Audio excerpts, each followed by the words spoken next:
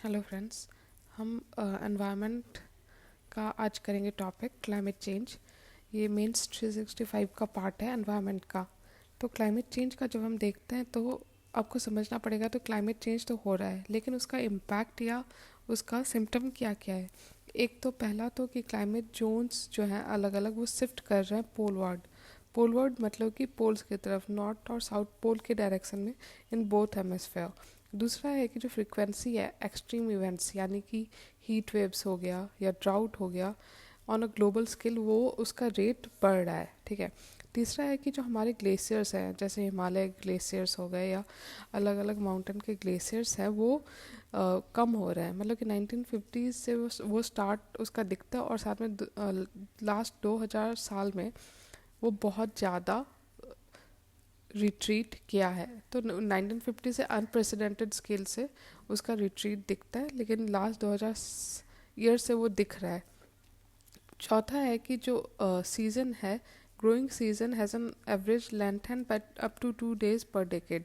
मतलब कि जो नॉर्थर्न हेमिस्फेयर है वहाँ पे एक पार्टिकुलर सीज़न होता है कुछ कुछ एरियाज़ में, जहाँ तो उसी समय ग्रो करेगा क्रॉप्स। वहाँ पे देखा गया है कि जो एवरेज लेंथ है ग्रोइंग सीजन का वो 2 days पर डेकेड बढ़ गया है। पांचवा है कि human cause global surface temperature जो है वो इंक्रीज़ किया है ऑलमोस्ट 1.07 डिग्री सेल्सियस। मतलब कि अगर हम 1900 से 2019 तक का टेम्परेचर देखें तो एक 1.07 डिग्री सेल्सियस बढ़ गया है ओवरऑल टेम्परेचर। छठा है कि जो आर्कटिक सी का जो आइस एरिया है वो डिक्रीज़ किया है अबाउट 10% इन मार्च टू 40% इन सितंबर।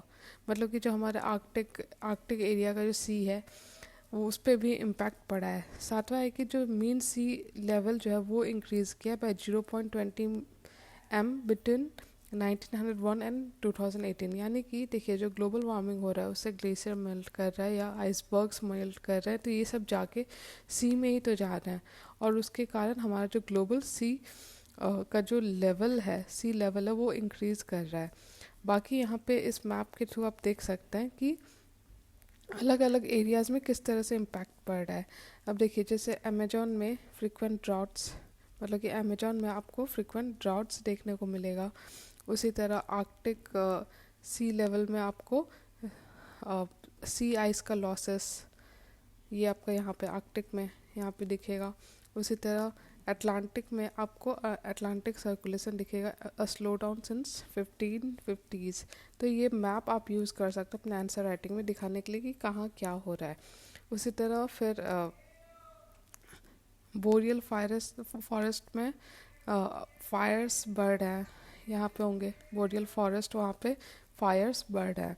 उसी तरह हम अगर जब देखते हैं ऑस्ट्रेलिया में, तो वहाँ पे कोरल रीफ का इशू हो रहा है, वहाँ पे कोरल्स जो है वो डाई कर रहे हैं, मर रहे हैं। उसी तरह अगर हम ग्रीनलैंड की तरफ देखें तो वहाँ पे भी आइस लॉस एक्सलरेट कर रहा है। तो इस तरह आप मैप के थ्रू भी दिखा सकते हैं अपने आंसर में कि कहाँ क्या हो रहा है। उसी तरह परमाफ्रॉस्ट मेल्ट कर रहा है आपका, जहाँ भी परमाफ्रॉस्ट है। परमाफ्रॉस्ट क्या होता है कि जब जो अपर लेयर है आपका सॉइल वो टोटली फ्रॉस्ट के थ्रू भर जाता है, तो उसे हम परमाफ्रॉस्ट कहते हैं। तो ये मेल्ट कर रहा है, उसके कारण उसके नीचे का जो सॉइल है वो बाहर आ रहा है। तो जब परमाफ्रॉस्ट मेल्ट करता है तो उसका एक इम्पैक्ट पड़ता है कि जो मीथेन जो दबा हुआ होता है वो भी बाहर आता है और उसके कारण ग्लोबल वार्मिंग पे इम्पैक्ट पड़ता है। उसी तरह वेस्ट अंटार्कटिक आइस सीट यहाँ पे होगा, वो भी आपका वहाँ पे आइस लॉस देखा जा रहा है। फिर वाइक्स बेसिन है ईस्ट अंटार्कटिक सी का, वहाँ पे भी लॉस हो रहा है ऑफ आइस। तो इस तरह से हम देख रहे हैं कि ग्लोबल स्केल पे किस तरह से चेंजेस आ रहे हैं। और कुछ ऐसे चेंजेस हैं जिसको आप रिवर्स नहीं कर सकते, जिसे हम 9 टिपिंग पॉइंट्स कहते हैं। टिपिंग पॉइंट्स वो पॉइंट्स होते हैं जहाँ पे आप क्रॉस कर गए तो एक टोटली न्यू स्टेट आ गया, आप रिवर्स नहीं कर सकते। ऐसे नॉट 9 टिपिंग पॉइंट्स हैं where a changing climate could push part of Earth system into abrupt और irreversible change।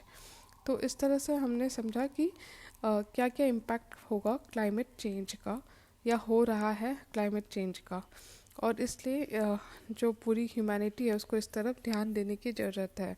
अगर हम वे फॉरवर्ड देखें कि कैसे इसको लिमिट किया जाए, तो पहला तो है कि जो हमें नेट जीरो CO2 एमिशन जो है वो अचीव करना पड़ेगा 2050 के आसपास। दूसरा है कि जो नेट नेगेटिव एमिशन मतलब कि उल्टे हम लोग जो भी CO2 या ग्लोबल वार्मिंग गैसेस जो भी रिलीज़ किया उसको वापस एब्जॉर्ब करना होगा, उसको एंथ्रोपोजेनिक कार्बन डाइऑक्साइड रिमूवल करना पड़ेगा। उसके अलग अलग मेथड्स होते हैं जिससे कि कार्बन डाइऑक्साइड रिमूव किया जा सके फ्रॉम एटमॉस्फेयर, जैसे कि प्लांटिंग ट्रीज या technological approaches like direct air capture and storage.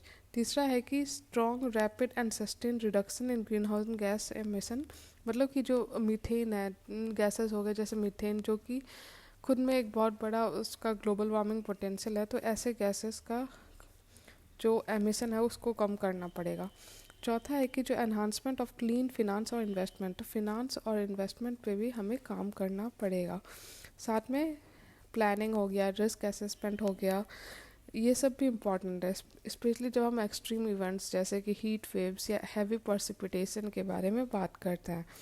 Lastly जो लॉन्ग टर्म मॉनिटरिंग की ज़रूरत है, जो कुछ इरिवर्सिबल चेंजेस हैं उसके ऊपर। तो इस तरह से हमने समझा कि कैसे हम क्लाइमेट चेंज या ग्लोबल वार्मिंग को हैंडल कर सकते हैं। Thank you.